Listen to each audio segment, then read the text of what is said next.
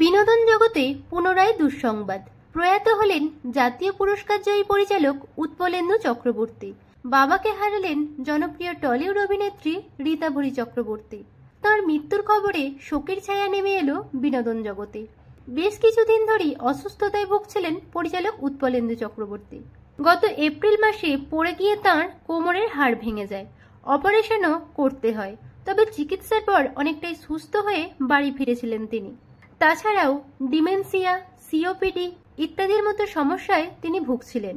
তবে আচমকাই না ফেরার দেশে চলে গেলেন জাতীয় পুরস্কার জয়ী পরিচালক উৎপলেন্দু চক্রবর্তী।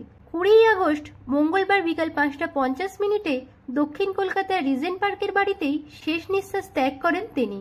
মৃত্যুকালে তাঁর বয়স হয়েছিল মাত্র 78 বছর।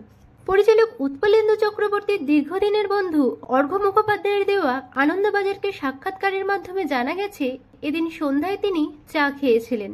তারপর হঠাৎই তিনি ঝিমিয়ে পড়েন। চিকিৎসক জানিয়েছেন তিনি হৃদরোগে আক্রান্ত হয়েছেন। তারপর আর শেষ রক্ষা হলো না। জাতীয় পুরস্কার জয়ী পরিচালক উৎপলেন্দু চক্রবর্তী স্কুল শিক্ষক হিসেবে কর্মজীবন শুরু করলেও পরবর্তীকালে চলচ্চিত্র জগতের দিকে মনোনিবেশ করেন। কাজ করেছেন দূরদর্শনেও। তার শেষ কাজ 1994 সালে প্রসব ছবিটি। তাছাড়াও তিনি চোখ, ময়নাতদন্ত, ফাঁসি, দেবশিশুর মতো বহু জনপ্রিয় ছবির পরিচালনা করেছেন। 1982 সালে চোখ ছবিটি পরিচালনা করেই তিনি জাতীয় পুরস্কার পান।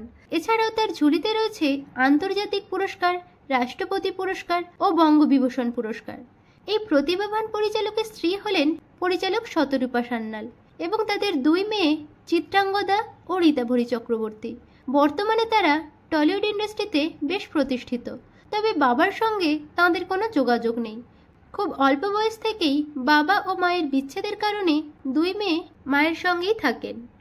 বাংলা বিনোদন জগতের এরকম অন্যান্য আপডেট পেতে চ্যানেলকে সাবস্ক্রাইব করে পাশে থাকুন।